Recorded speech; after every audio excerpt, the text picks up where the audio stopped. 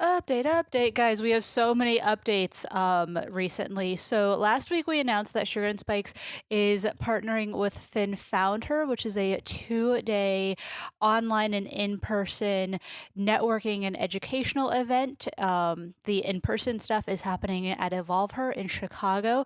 But like I said, you guys can be a part of it no matter where you are online. We're going to be live streaming stuff. It's an event for female founded businesses and folks that want to fund female founded businesses. The content is fire. It's so good. And Sugar and Spikes is pretty honored to be a part of it and collaborate in any way we can with this organization. So, as a bit of an update from last week, we did share one promo code, but we have something even better during this last week leading up to the event. If you use code SUGARFFH25, you can save $25 off of any ticket, be it 1-day, 2-day, online, in person, any sort of mashup of those options. That code SUGARFFH25 will save you $25. This is an excellent event. Like I said, a lot of great content. We're really excited.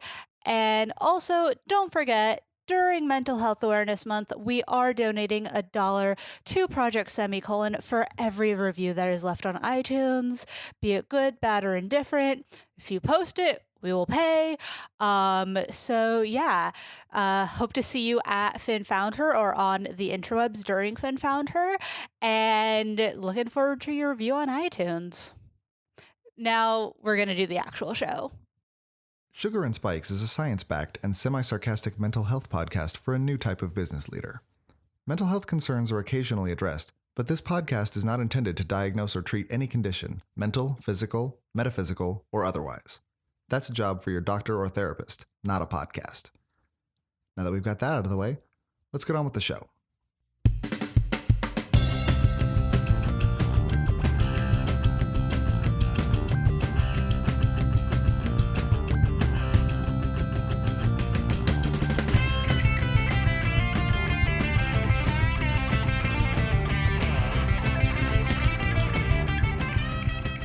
And we're back with another episode, another week, another episode. I'm Dez. I'm Tammy. And we're back to this now. And well, I was gonna say we have the new intro. That's true. So we kind of need to figure out what that means for the episode part. Right. Which is something that most podcast professionals would talk about beforehand. But we didn't. We are not like most people. And my voice sounds weird because I'm a little under the weather today. Tammy is sick and a trooper because we've talked before about how we batch content, but we're also going to have a moment of authenticity and say recently we haven't. Yeah. Because for one, it's been fun doing it like kind of with where we are. I like that too. It's been nice. But it's also kind of sneaking up on us because, like I said, Tammy's sick and now she has to record. It's okay. With a hot toddy. At least I have that. No, I mean, that's one thing that I love about the podcast is the authenticity. Right?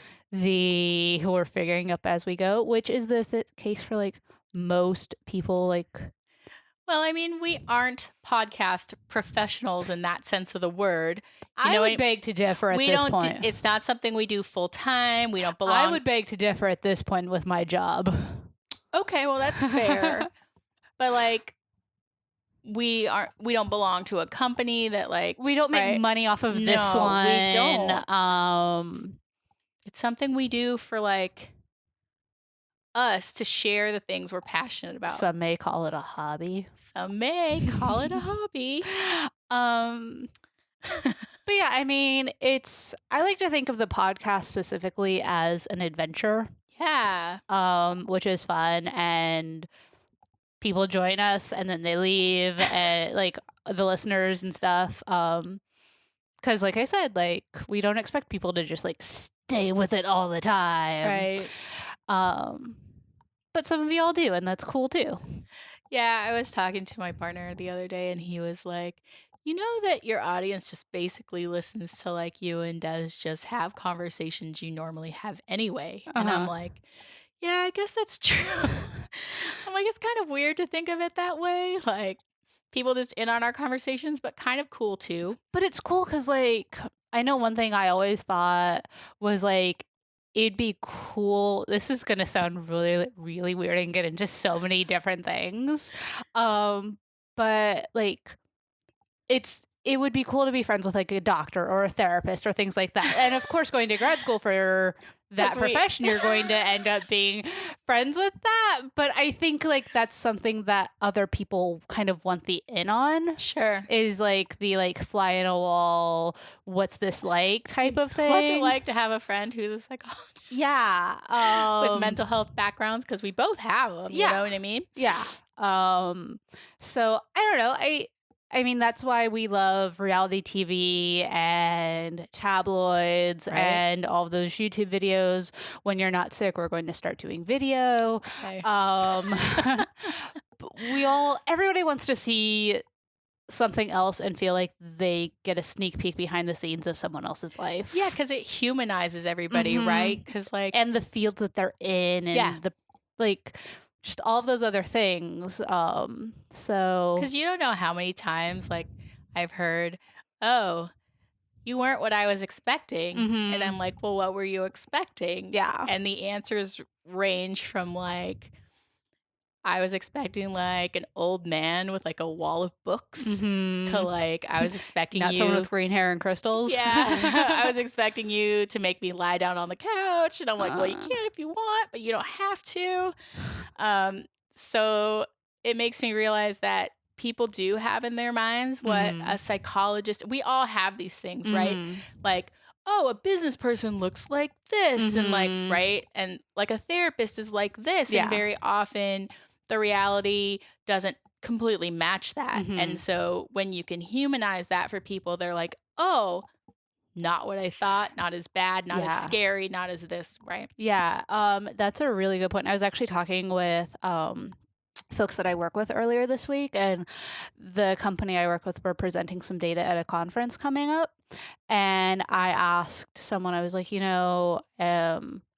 if there's any way I can help present it, give my spin on it, just be involved with this project specifically, that'd be cool.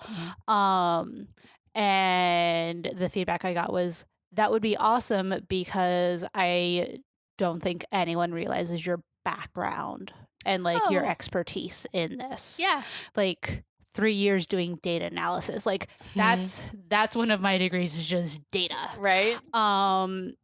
And I think my boss is right. I don't think the industry I work in realizes quite that level. Yeah. Like, you have research credibility, street cred. So, I mean, to your point, like, that's not what this type of person looks like. I think that's in every field, So, well, we got way off topic. So, I guess if we're talking about intros for people that don't know, if this is your first time listening, because this month I will say we're doing a bigger push to gain new folks. Tammy, give us, like, 2 sentences of your background. Okay. So, I'm Tammy. I am a psychologist. My focus is really on inclusion and diversity, and kind of, I also have an MBA, so kind of bringing together this field of business and the field of mental health, which I feel like they don't get exposed enough together. And then also working towards reducing stigma, so that people feel that to kind of normalize it a little bit, right? This is way more than 2 sentences. To make it less scary and less, like, institutionalized. Yeah. So that's me. Yeah. And I'm Dez. I call myself a serial content creator. I do marketing. That's a way cooler title than psychologist. Yours says title protection. Mine's something I made up. That's true. I am a marketing unicorn. You are.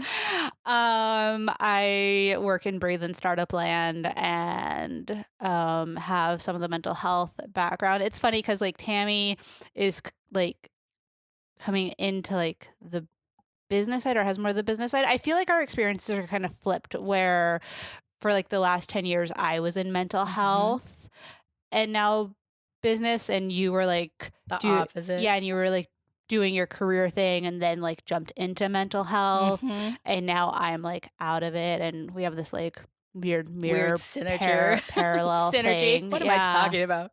Sinners. I can't talk God. today. I blame the sickness. And we do this podcast because it's fun. Because we're friends. Yeah. And these are, I think the funny thing is like, these are really conversations that we would have anyway. Well, and in fact, we've gotten to the point where one of us will stop the other one and be like, wait, we need to go record if we're going to continue talking about this. Because then by the time we hit record, we're like, well, we just had this conversation. And then it sounds boring. So that actually brings us to today's topic. Yeah. I say we're downstairs like you guys know where we are, but we were in my living room. And I was talking and we were discussing, what are we talking about this week? Because like I said, we're doing it week by week right now. So, okay. you know. It's where we're at, right? And again, we like it. And we started to get down this topic of assertiveness and asking for what you want. And I will say one thing that we try to do with the podcast is keep it pretty neutral in terms of like gender inclusivity and things. So I feel like there needs to be a little bit of an asterisk for this conversation, where Tammy and I are going to be talking about it very much from like a cisgendered perspective and a female perspective. Yeah. So I mean, it works for the trans perspective too. Yeah. And I guess I just want to say, in like the spirit of gender inclusivity, my pronouns are she, her. Me too. And that we hope this kind of speaks to everyone's experience. But yes, it does have kind of a cisgendered kind of lean to it. And a female bent. Like most of the time our topics are pretty neutral. I think like of course, our show has a female tone, but we don't talk about it from like, as women, we're blah, blah, blah, blah, blah, you know? And this episode's going to have a bit more of that. Yeah. So just going to put that out there and acknowledge any bias. And if we say something stupid, let us know and we'll correct it. Yep. So pretty much I was talking about how, just to get back into it, I've been going through this interesting phase of micro moments where I'm like learning to ask for what I want. And I kind of alluded to it where I was talking with my boss about, well, you know, if you want help with this, like I'd love to do it with this one project, and asking for things that don't necessarily seem big, but also are things where I like old school me, it would be like either, well, if it's meant to be, it'll be, or it's not my place to ask. Okay. Things like that. So meaningful things, not necessarily big things, but meaningful things. Yeah. What sparked the conversation was I was enjoying a lovely Bloody Mary, and like even when it comes to types of drinks and ingredients, and even what do you want for dinner, like definitely coming from my background, I'm trained to be like, well, I don't care, whatever sounds good. Or yeah, that's fine, like this drink is fine. But being like, actually, I'm a little bored with this. What if we tried this? Right. In those moments.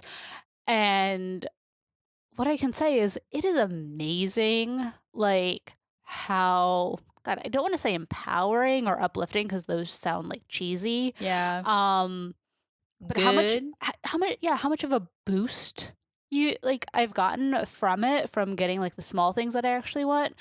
Cause we were talking about it, like it is when you're not doing that, I realize now, like I was just living in this constant level of being somewhat dissatisfied Or resentful. You know, and I think that's one of those things where you only notice it when you're out of it. Yeah, for sure. And I think the one part that is a little bit gendered in this perspective is something I said to Dez, which is that as females, we are really socialized not to ask for those things and not to put our needs first, and not to necessarily be assertive. And of course, that doesn't apply to everyone, Right. but kind of generally speaking, in the US, we're kind of taught that, you know. Well, and I think in terms of, I have a couple thoughts. I think one thing is definitely like acknowledging my background and the religious bent that I come into with it of, you know, women are like to serve men and the man is the leader and all of these things. So that's one thing. Yeah. But then if we think about it in terms of business and professional roles and everything, like I am really lucky in that the whole team I work with is women. So we don't have those like gender power differentials yet. Not that we will. We wouldn't. The company's female founded. But in other jobs and everything, and it's very common for there to be gendered power differentials. Well, yeah, I mean, they've even found in the research, like things like women get interrupted more often in meetings. People will listen attentively while a male is speaking and then use the time when a female is speaking to like check their messages. And even women, like cisgendered women, do this to cisgendered women. So it's not like men doing things to women. It's just kind of like across the board. These are things that happen. And of course, we know about the wage gap and stuff like that. So, I mean, it's kind of part of more mainstream culture. And I say mainstream because I can only speak to my own experience. And so I wouldn't want to say that about groups that I'm not familiar with. But yeah. Well, and I think one thing, back in the days of the blog, when we actually had a blog, I remember that, the good old times. Oh man, retro. Long ago. I wrote a blog about how there's actually research supporting it is harder for men to process like 80% of the tone of like female voices. Oh. Like our register is like most of our registers are just generally more difficult for males to process.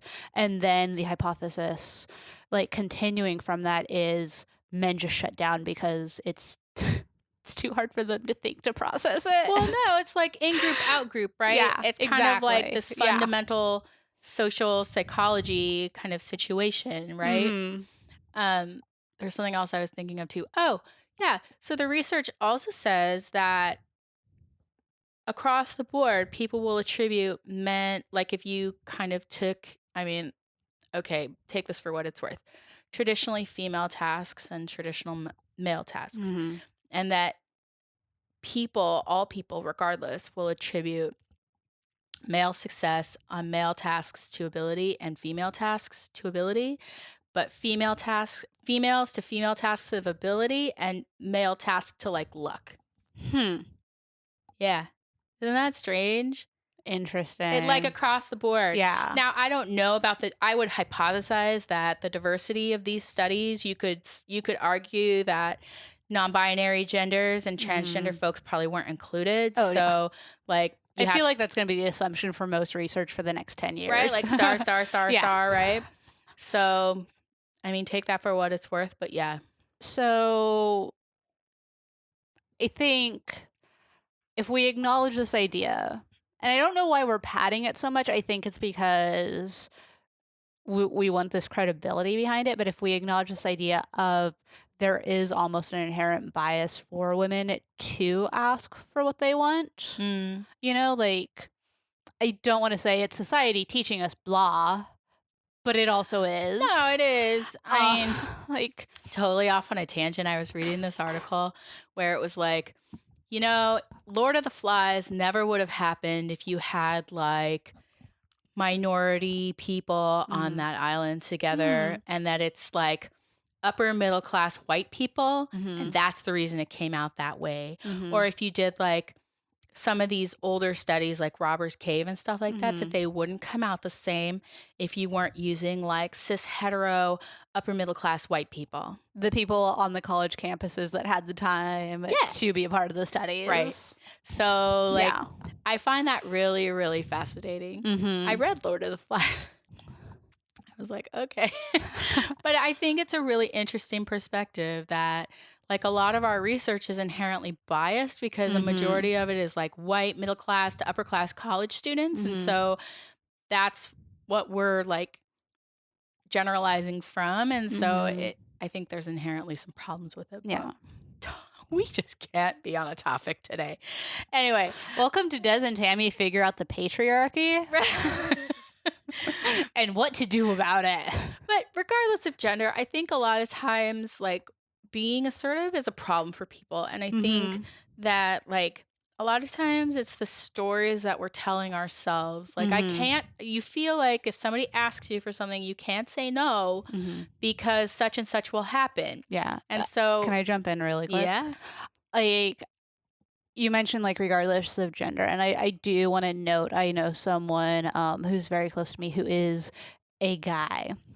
And I know it's very hard for him to be assertive because he doesn't want to be wrong or upset anybody, which shocker. That sounds like a lot of the reasons I find it hard to be assertive. Right. So yes, our view is from like the female perspective.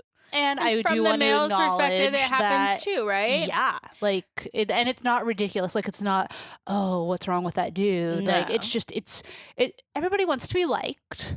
Yeah. And by being assertive in any arena, you're essentially voicing an opinion and then become vulnerable for negative feedback. Right. So that vulnerability kind of stops us, right? So like, oh, I can't say no to so-and-so. They'll probably be mad at me. And like, that's a story that we tell ourselves, right? And so it kind of becomes our reality. But really, if you take the tiny step of saying, okay, I can't this time, and then you find out they're totally fine with it, and then you're like, oh, like I've been doing that to myself this whole time. Yeah. Or not even like them being okay with it when you're sort of, from what I've experienced lately, in my grand 2-week experiment. Your N of 1? Yeah, my N of 1, my super longitudinal 2 totally weeks. Valid reason. Is that I would say is like trying to think of the wording. That's on like the lower end of a good outcome and more rare. And what I've experienced more is people want to help and they want you to feel good about the things that are happening and what's going on. And you'll likely get what you want. Yeah. Like, and even if you don't, like, they're not just going to be like, no, fuck you. Yeah. Like, but that's how we kind of hear exactly. no. You know what I mean? Like, no is like, what if they, because I know I have done this. I'm like, well, what if they say no? And I'm like thinking to myself, well, what if they do say no? It's usually not, and you even said this, you're like, it's usually not just like, no, fuck off. It's no, like, stop talking, go. I know. Get like, out now. It's like, no, and, right? Yeah. Or you can ask for the and, right? So that it can provide understanding. And then, but we take it as like we feel so vulnerable when someone says no to a request, right? At least I do. Yeah, I think about this work project that I asked, and the response that I got back was, yes, like having your help would be great. But if it had been a no, like it would have been a no around, well, it's not the right time because of X, Y, and Z and blah, blah, blah. And if it does end at no, one of the easiest ways I feel like we've talked about this before. One of the easiest ways to get more information is asking like, oh, tell me more. Or, oh, how come? Yeah. Help me is way less threatening than why. Yes. Help me understand your reasoning. Yeah. Help me understand. Just leave it at that. Yeah. You know? And then that can give you some really good insight into a bigger picture that you may not even know. Right. You know, and knowledge is power. Right. Because our view is only our view, and we tend to have blinders on, and that's just the nature of a viewpoint. But when you get someone else's, it helps to broaden things out so you can see things you didn't see before. Yeah. So I think that's really valuable. And I think even if someone does say no, full stop, it's done, like if that were to happen, the thing to know in those types of situations is that's telling you so much more. Right? I'm like, I gave you this look. I'm like, who would do that? Who would do it? Yes, I know, you've experienced. I know people. I know exactly what you're talking about. I've been around the block. I know. And that at that point, that opens up the conversation, like just a bigger conversation for yourself, like an internal, like introspective situation. It broadens your view Mm-hmm. in a very different way. Exactly. And you're just like, huh, okay. Well, what do I want to do with this knowledge that I have now? Yeah. Because it really does. It does. And so, like, you can kind of challenge yourself to ask people for things you want just to see what will happen. I think there are different levels of being assertive and ways to kind of play with it. Yeah. And what's really interesting is, like I said earlier, like the small things, the day-to-day things can have such a big influence in how you feel, and they can be the things to build up to asking for bigger things. Yeah. You know, like it doesn't have to be like huge exposure. Sorry. No, it's fine. I mean, hearing yes builds our confidence, right? Finding out that if we ask for what we want, we will get it, like 95% of the time. It makes you feel more stable, more confident. It kind of changes how you view things rather than being like, oh, I probably can't, or oh, I'm going to offend somebody if I ask. You can be like, oh yeah, I'll probably get this, so I'm just going to ask. And like it takes up that pressure and kind of that fear or anxiety that's kind of associated with that. Yeah. Exposure, right? Yeah. And I think also in terms of like practicing for asking and everything, thinking through the what if it's a no can be comforting, like before you go into it. I'm thinking about this one situation where Tammy and I are working on a project with someone else right now, and for this project there's literally only one person that I want involved because of like what it is. Right. And I was like, well, what if she says no, like super busy, all these things, and the only thing I could think was, well, if it's a no, ask for a recommendation or a referral. Okay. You know, like at that, because then like that project wouldn't have been killed. It would have essentially had the blessing of this person.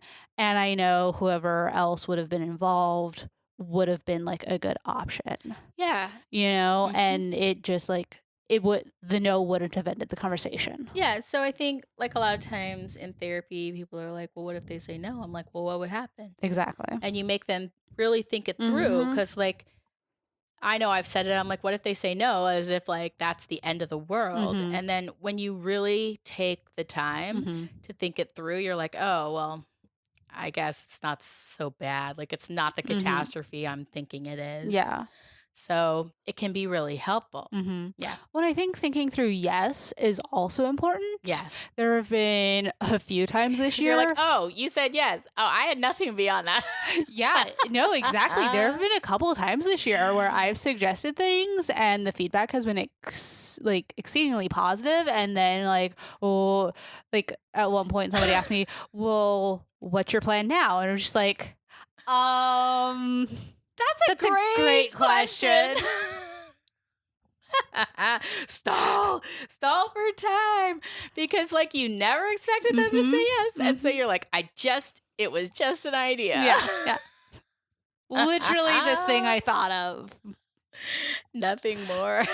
But I've also been totally transparent with some of these things where I've been like, I wanted to bring it up. I didn't want to spend too much time going down the rabbit hole if it wasn't going to work. Let me come back with a game plan. Yeah. Which has been completely valid. Yeah. You know? So I think we put so much pressure on these types of conversations, like asking for a raise, asking for more responsibility, asking for something that you want, where it feels like a make or break moment.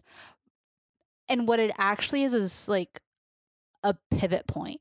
Yeah. Like it's not how successful is your journey going to be, it's which journey are you taking. Yeah. I love that. That's awesome. I was kind of thinking back to like my first year seeing clients in grad school. I'm like, well, what if they say this? What if they do this? What if they don't like me? What if they ask me this and I don't know the answer? Right? Because that's like a thing, right? With new therapists. And inevitably you hear, well, like, what if you don't? Like, it's just a conversation, right? Yeah.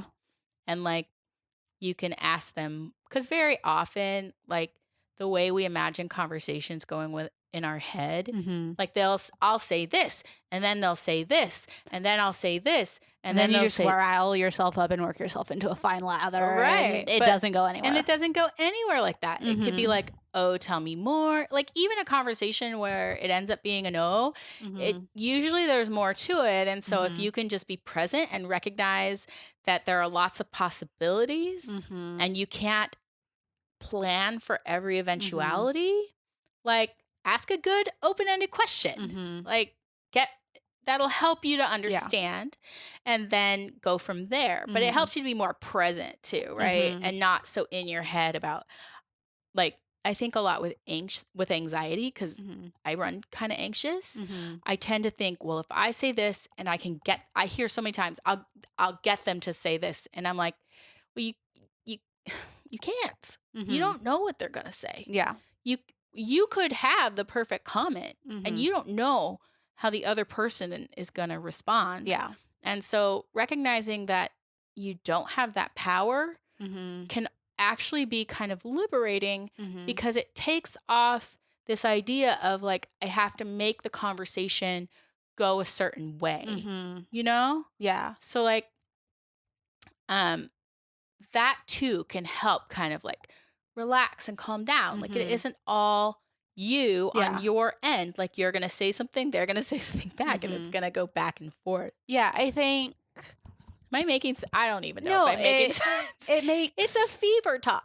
It makes sense because I think ultimately what we're getting at, I think what you're getting at is this idea of, oh my God, you're having like an actual human interaction. Yeah. And what we're talking about this whole episode is building relationships and managing a relationship versus a transaction almost. Yes. You know, and I think so often with asks, we think of them as transactions. Like we're walking up to Target with like a pack of gum, but that's not it. You know, like we're sitting down and having these actual conversations, even if it's like a 90-second, hey, this doesn't taste great. Can I get more salt or something? Like it's an interaction. Yeah.